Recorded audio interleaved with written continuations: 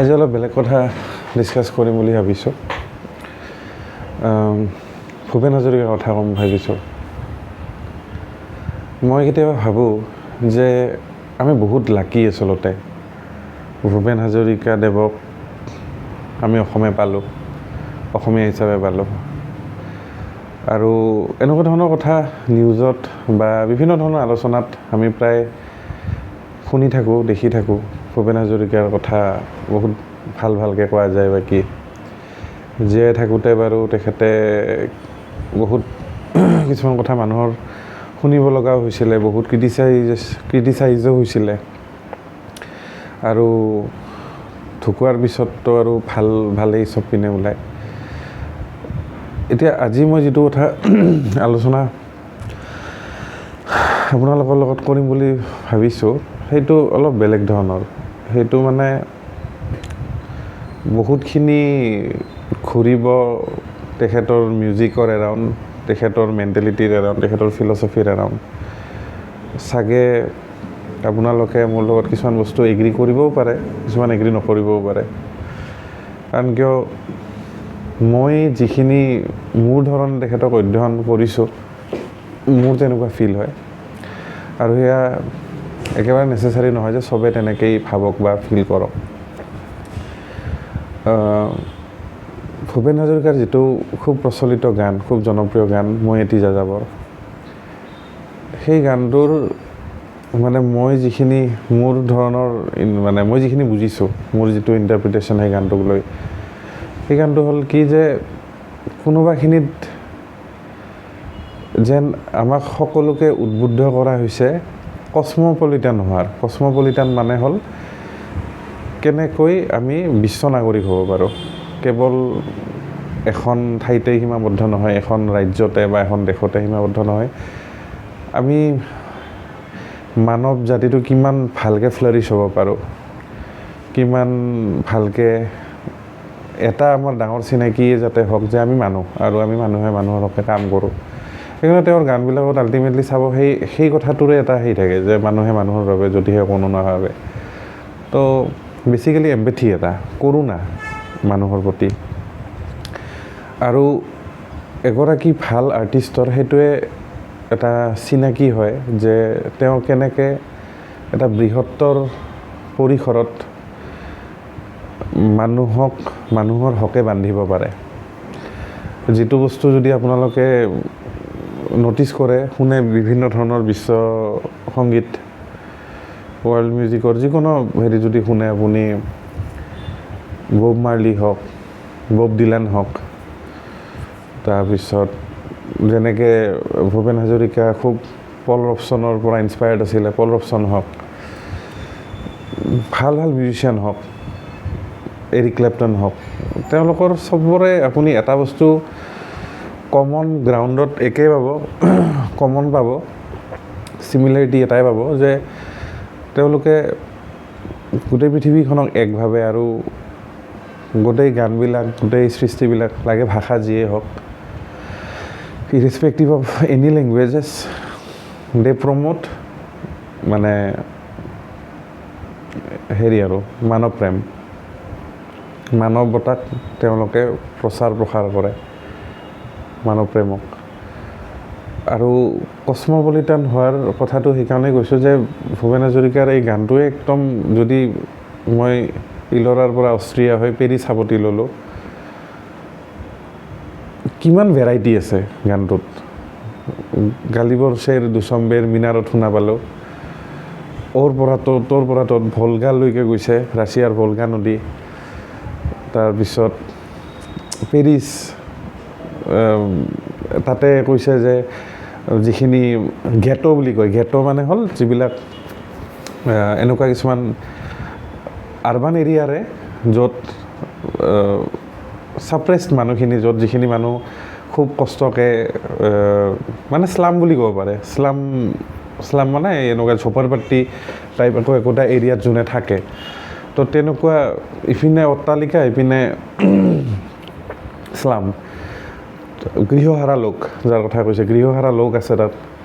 তাৰ গগনচুম্বী মানে অট্টালিকা আছে, তাত ঘৰ জ্বলোৱাৰ কথা আছে, ফুলনিৰ কথা আছে, এনেকুৱা ভেৰাইটি, ইমান আগৰ গান, ইমান মানে ভেৰাইটি, সাংঘাতিক মিচিং মানে আজিকালিৰ গানত।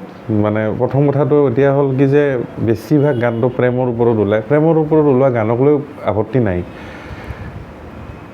আপত্তিটো মোৰ এইখিনিত যে এনেকুৱা বহল পৰিসৰৰ গান আজিকালি ওলোৱা কমি গৈছে, য'ত মানৱতাৰ কথা কোৱা হয়, য'ত পশু পক্ষীৰ কথা কোৱা হয়, য'ত আমাৰ মনস্তত্বৰ কথা আলোচনা হয়, সেইবোৰ গান কোনোবাখিনিত কমি গৈছে। এতিয়াৰ গানবিলাকত কিবা সেই ব্ৰিডিং স্পেচটো পোৱা নাযায়, সেই এটা যিটো ঠেহৰাও বুলি কয় হিন্দীত, এটা যিটো পজ এটা থাকে, একদম ধামখুমীয়া, মানে যি আহি আছে যেন কোনোবাখিনিত মানে এটেনশ্যন গুচি যাব নেকি লিচেনাৰজনৰ, সেইকাৰণে তাত কিবা এটা তাত পুচিং দিয়া হয়, কিবা তাত মিউজিকত তাতে কিবা এটা ইফাল সিফাল কৰি দিয়া হয়, যাতে আপুনি কনষ্টেণ্ট এটা দৌৰত থাকে, কনষ্টেণ্ট এটা মানে যাতে আপোনাৰ এটেনশ্যনটোক লৈ ৰাখে। মোৰ বোধেৰে জৰুৰী নহয়। মোৰ বোধেৰে যদি আপোনাৰ গানত দম আছে, তেতিয়াহ'লে সেই গানটোৱে আপোনাক এটা বেলেগ থট এটা দিব, এটা বেলেগ ধৰণে আপোনাক মানে চিন্তা কৰাত সহায় কৰিব। এনেকুৱা নহয় যে তেনেকুৱা গান ওলোৱা নাই, ওলাইছে। যেনে অলকেশ দত্তই বহুত তেনেকুৱা ভাল ভাল গান তেখেতে উলিয়ায়, বাউণ্ড মৰফেমছে উলিয়ায়, আৰু তেনেকুৱা নতুন কিছুমান ভাল ভাল আৰ্টিষ্ট আছে যোনে তেনেকুৱা কাম কৰি আছে। হেৰুৱাই পৃথিৱী যিটো অলকেশ দাৰ গান, সেইটো এটা সাংঘাতিক গান। তেনেকুৱা ধৰণৰ গান বিচাৰোঁ আচলতে মই পাৰ্চনেলি, আৰু নিশ্চয় মোৰ নিচিনা এনেকৈ ভাবা মানুহ বহুত আছে যোনে গান বুলি কেৱল গানেই বিচাৰি আছে, কেওজ বিচৰা নাই। তো ভূপেনৰ কথাটো এইকাৰণে, ভূপেন দা বা ভূপেন মামা, এইকাৰণে ক'লোঁ যে তেখেতৰ সেই গানবিলাকৰ অৰ্থ আমি কোনোবাখিনিত ইমান সূক্ষ্ম কৰি পেলালে নহ'ব, বহুত ডাঙৰ আছিল আচলতে। মোৰ চকুততো সেইটো আহে যে তেওঁ যেন আমাক কসমপলিটান হ'বৰ কাৰণে উদ্বুদ্ধ কৰিছে, যে এটা হেৰিত আবদ্ধ নাথাকি আমি যাতে একদম চপিনে ওলাই যাওঁ, এটা মানে এই গোটেই বিশ্বখন আমাৰ ঘৰ, গোটেই বিশ্বখনক ঘৰ মানিবৰ কাৰণে আমি কৰোণাৰে এম্পেথিৰে মানে ভৰি পৰিব লাগিব। মানে এতিয়া যি ধৰণৰ কিছুমান আমি ডিভাইড আমাক কৰা হৈছে, ধৰ্মীয়ভাৱে হওক, জাতিগতভাৱে হওক বা কিবাভাৱে হওক, সেই হিচাপে নলৈ আমি অসমীয়া হয়, এশবাৰ হয়, কিন্তু আমি এনেকুৱা অসমীয়া হ'ব লাগিব যাতে আমি কোনোবাখিনিত যাতে বিশ্ব কল্যাণ কৰিব পাৰোঁ। আমাৰ অসমখনৰ পৰা এনেকুৱা মানুহ ওলাব লাগিব যাতে ইণ্টেলেকচুৱেলি আমি বহুত চাউণ্ড হওঁ। আমাৰ মানুহে বিশেষকৈ আজিৰ তাৰিখত কিতাপ নপঢ়ে, যিটো এটা বৰ বেয়া কথা। বহুত কম কিতাপ পঢ়ে। আজি কেইদিনমান আগতে মই এটা ভিডিঅ' দেখিছিলোঁ, এজন বহুত ৰিনাউণ্ড সাংবাদিক হয়, তেখেতৰ নামটো তাৰমানে বহুতকেইজন চাওঁ, সেইকাৰণে মোৰ একজেক্টলি নামটো মনত পৰা নাই, চাগে ৰবিশ কুমাৰে আছিলে নে কোন আছিলে মই পাহৰি গ'লোঁ। তো তেখেত মানে আমেৰিকাত গৈছিলে, নে সৌৰভ দ্বিবেদীয়ে আছিলে।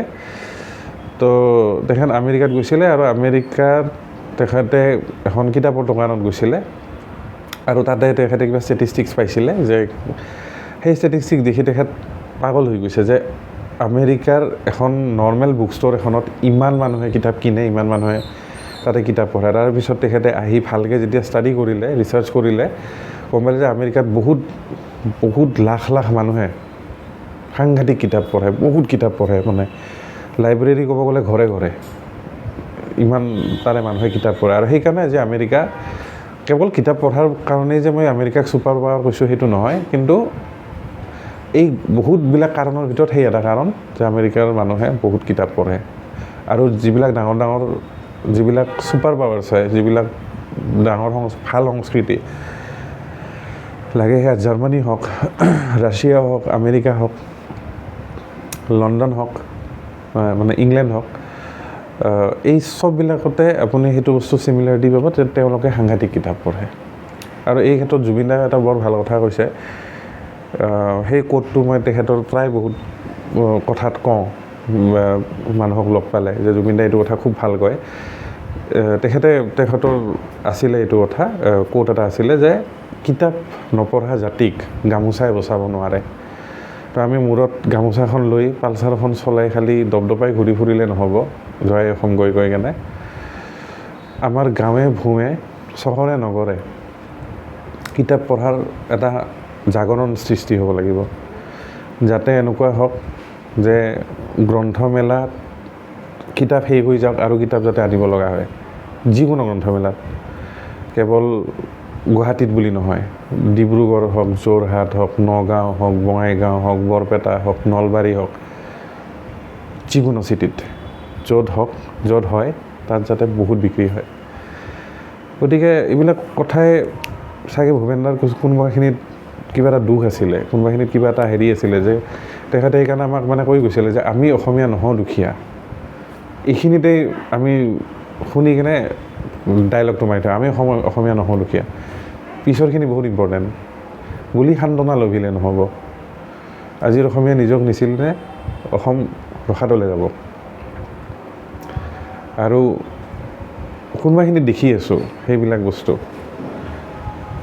এনেকুৱা কিছুমান সময় আছিলে আগতে, যেতিয়া মই সৰু আছিলোঁ, তেতিয়া মই ভূপেন দাক বৰ এটা ভাল নাপাইছিলোঁ, টু বি অনেষ্ট। সৰুতে মানে ভাবোঁ আৰু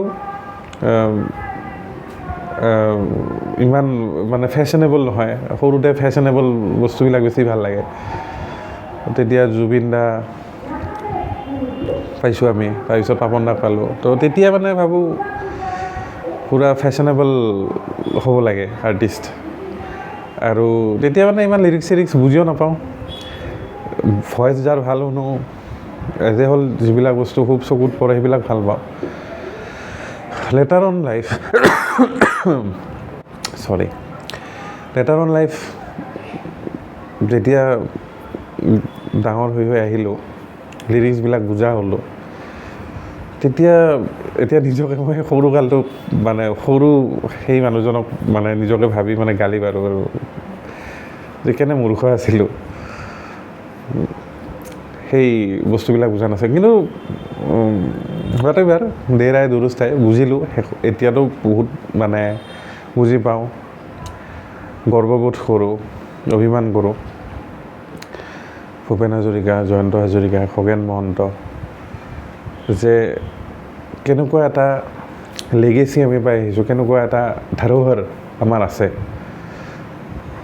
মই নিজে এজন মিউজিচিয়ান হয়, মই এতিয়া মানে ৰন্ধ্ৰে এই কথাটো উপলব্ধি কৰোঁ আৰু বিচাৰোঁ আমি সকলোৱে মিলি লগতে আৰু একেবাৰে নতুন উঠি অহা যিখিনি আছে, আমিও নতুনতেই ক'ব গ'লে এটা সময়ত আমিও পুৰণি হ'ম। সেয়া নিয়ম যি হওক, যিমানখিনি আছোঁ, যাতে আমি এটা বেলেগ ধৰণে মেছেজ দিব পাৰোঁ, বেলেগ ধৰণে অসমখনক আগুৱাই লৈ যাব পাৰোঁ।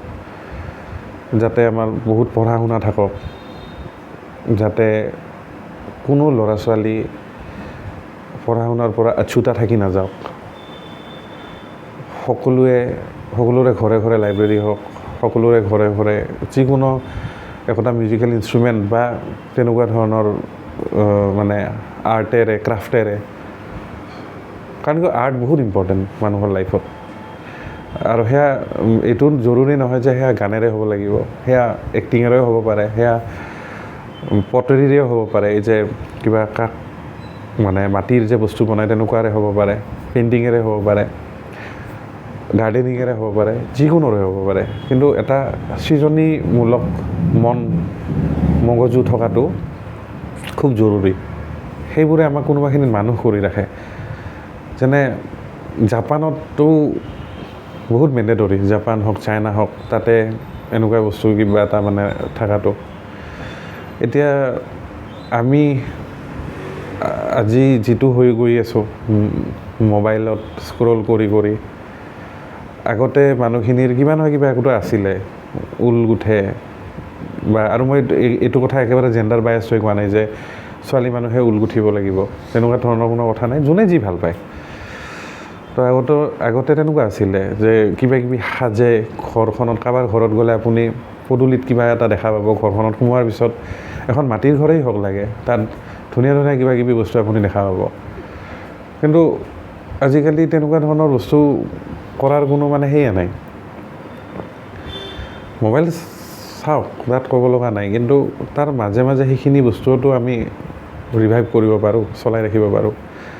তো সেয়াই আছিলে মোৰ আজিৰ এইখিনি ক'বলগীয়া কিছুমান মনৰ কথা আছিলে। মই বহুদিনৰ পৰা ফিল কৰি আছিলোঁ যে ভূপেন দাই আমাক কোনোবাখিনিত যেন বহুত আপলিফ্ট কৰাব খুজিছিলে।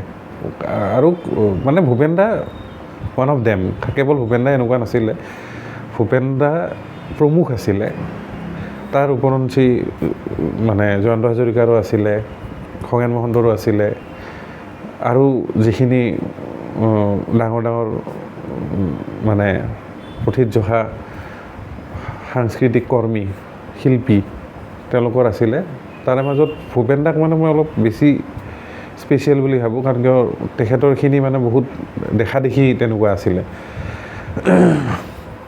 সেইকাৰণে আমাক লৈ খুব অভিমান আছে। আমাক লৈ তেখেতে গালিও পাৰি গৈছে, আমাক লৈ মানে কৈছে আৰু যে অসমৰ সংবাদ মাধ্যমৰ নিচিনা নিকৃষ্ট সংবাদ মানে সাংবাদিকতা মই ক'তো দেখা নাই। ইভেন তেখেত নিজে মাছ কমিউনিকেশ্যনৰ ছাত্ৰ আছিলে। মাছ কমিউনিকেশ্যনত গুৱাহাটী ইউনিভাৰ্চিটিত চাগে তেখেতেই ফাৰ্ষ্ট ডক্টৰেট কৰা। গতিকে গালিও দিছে নিজৰ ৰাজ্যখনক লৈয়ে, যাতে ভাল হওক। আৰু সেইটো কোনো বেয়া হেৰিত নহয়, সেইটো এটা এনেকুৱা এটা চিন্তাত যাতে তেনেকুৱা এষাৰ কথা শুনি, যদি সংবাদ মাধ্যমত তেনেকুৱা কিবা ক্ৰুটি আছে তেখেতে নিশ্চয় দেখা পাইছিল, সেইকাৰণে কৈছে। তো সেই ক্ৰুটি যাতে ঠিক হওক সেই ভাবি তেখেতে সেইষাৰ কৰি গৈছে। গতিকে আমি কোনোবাখিনিত এতিয়া সেই কথাবিলাক ৰিকল কৰা আৰু নিজকে জুকিয়াই চোৱা বহুত জৰুৰী, যাতে আমি আমাৰ জাতিটোক এগেইন কসমপলিটান হিচাপে যাতে আমি এষ্টাব্লিছ কৰিব পাৰোঁ। এতিয়া ন ডাউট আমাৰ অসমীয়া মানুহ গোটেই পৃথিৱীতে আছে, বিভিন্ন দেশত আছে, কিন্তু আমি তাতকৈও কিমান নিজকে বেছি শক্তিশালী ৰূপত উপস্থাপন কৰিব পাৰোঁ, সেয়া আমাৰ কাম্য হোৱা উচিত। And thank you so' much for ৱাচিং দিছ ভিডিঅ'। Shining of.